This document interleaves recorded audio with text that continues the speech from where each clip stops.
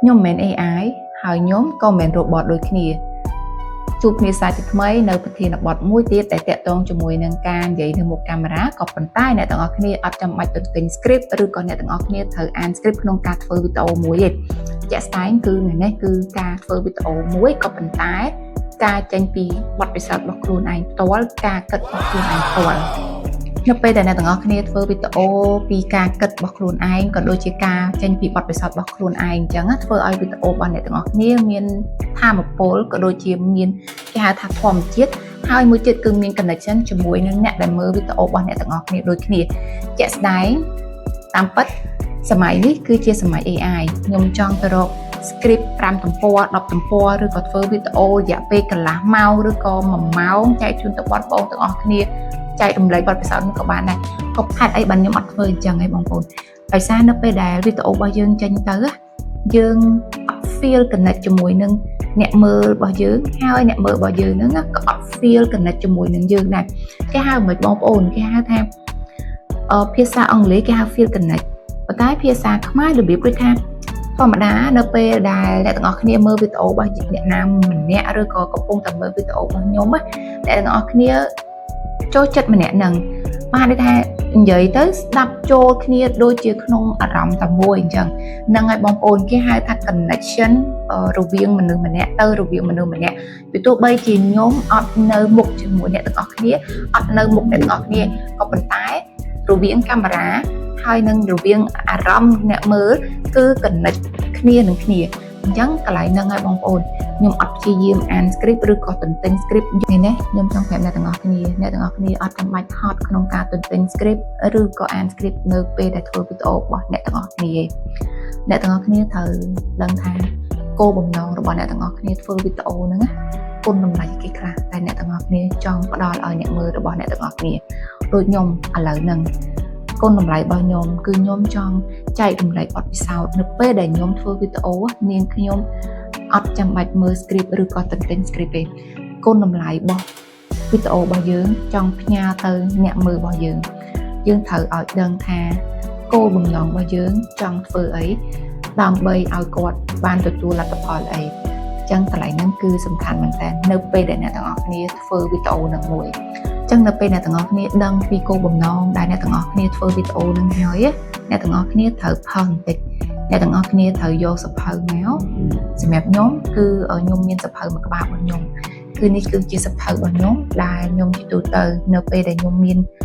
គោលបំណងអីមួយគឺខ្ញុំតែងតែសរសេរនៅក្នុងសភៅហ្នឹងអញ្ចឹងអ្នកទាំងអស់គ្នាគឺដូចគ្នាអ្នកទាំងអស់គ្នាមិនមែនឲ្យអ្នកទាំងអស់គ្នាទៅសេ script ពី A ដល់ Z ទេបងប្អូនអ្នកទាំងអស់គ្នាត្រូវតែ bullet point កន្លែងណាគោលបំណងធំអីគេខ្លះក្នុងការធ្វើវីដេអូហ្នឹងអ្នកទាំងអស់គ្នាត្រូវ draft នៅក្នុងសភៅរបស់អ្នកទាំងអស់គ្នាទី1គោលដៅឬក៏គោលបំណង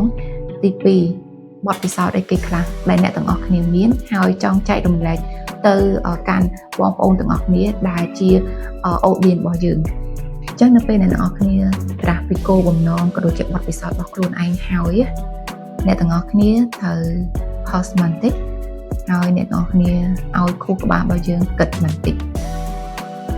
ទើបយើងអាចចុចប៊ូតុង record វីដេអូរបស់យើងហើយនៅពេលដែលយើងចាប់ផ្ដើមនិយាយអ្នកទាំងអស់គ្នាកុំបារម្ភខួរក្បាលរបស់យើងហ្នឹង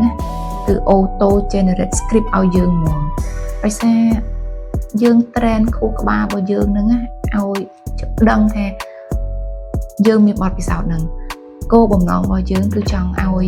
អ្នកស្ដាប់គឺបានទទួល message ហ្នឹងអញ្ចឹងខួរក្បាលរបស់យើងគឺគាត់ឆ្លាតដែរខ្ញុំនិយាយហើយនិយាយទៀតម្ដងហើយម្ដងទៀតខួរក្បាលរបស់យើងនៅពេលដែលយើងបង្វឹកវាឲ្យខ្លាំងណាគឺវាខ្លាំងដែរតែបង្វឹកវាឲ្យខ្សោយឬក៏បង្វឹកវាឲ្យថាខ្ញុំខ្លាចគឺខ្ញុំខ្លាចគឺយើងខ្លាចមកជីវិតដូចខ្ញុំតអញ្ចឹងបើសិនជាខ្ញុំបង្វឹកវាបែបហ្នឹងណាប្រហែលជាខ្ញុំអត់អាចមានវីដេអូចេញទៅចែករំលែកបទពិសោធន៍របស់ខ្ញុំផ្ទាល់ទៅកាន់បងប្អូនទាំងអស់គ្នានៅក្នុងពេលឥឡូវហ្នឹងឯងតាំងពីវីដេអូមុនរហូតដល់វីដេអូហ្នឹងការធ្វើវីដេអូមួយដែលចេញពីបទពិសោធន៍របស់ខ្លួនឯងផ្ទាល់ការគិតរបស់ខ្លួនឯងផ្ទាល់ហ្នឹងណាបងប្អូនធ្វើឲ្យវីដេអូរបស់យើងហ្នឹងចេញមកបែបធម្មជាតិហើយមានភាពជឿជាក់អញ្ចឹងអ្នកដែលគាត់មើលវីដេអូរបស់យើងហ្នឹងណាគឺគាត់គេហៅមានទំនុកចិត្តទៅលើមកលើយើងពីព្រោះយើងចែករំលែកបទពិសោធន៍ពិត ទស្សនៈពិតហើយយើងចង់ឲ្យអ្នកដែលគាត់មើលវីដេអូរបស់យើងហ្នឹងបានទទួលនៅគេហៅថា experience ដូចអ្វីដែលយើងបានទទួលដូចគ្នាអញ្ចឹងកន្លែងហ្នឹងហើយបងប្អូនគឺវាសំខាន់មែនតើនៅពេលដែលអ្នកទាំងអស់គ្នាប្រកបអាជីវកម្មឬក៏អ្នកទាំងអស់គ្នាធ្វើការភាពជឿជាក់របស់អ្នកទាំងអស់គ្នាគឺសំខាន់បើសិនជាអ្នកទាំងអស់គ្នាគ្មានភាពជឿជាក់ធ្វើឲ្យគេអត់មានទំនុកចិត្តលើយើងទេមេរបស់យើងក៏អត់ដាក់ការងារឲ្យយើងធ្វើ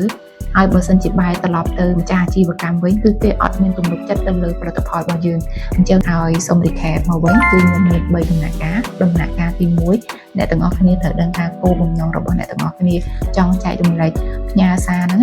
ថាតើគោលបំណងអីគេដែលអ្នកទាំងអស់គ្នាចង់ធ្វើវីដេអូហ្នឹងទី2អ្នកទាំងអស់គ្នាត្រូវត្រាស់នៅក្នុងសភៅមួយមានសភៅខ្លួនឯងមួយថាតើហេតុបទពិសោធន៍អីខ្លះដែលយើងចង់ចែករំលែកហេតុអីបានយើងចង់ចែករំលែកបទពិសោធន៍ហ្នឹងចំណុចទី3អ្នកទាំងអស់គ្នាចុច record វីដេអូហ្នឹងនិយាយពី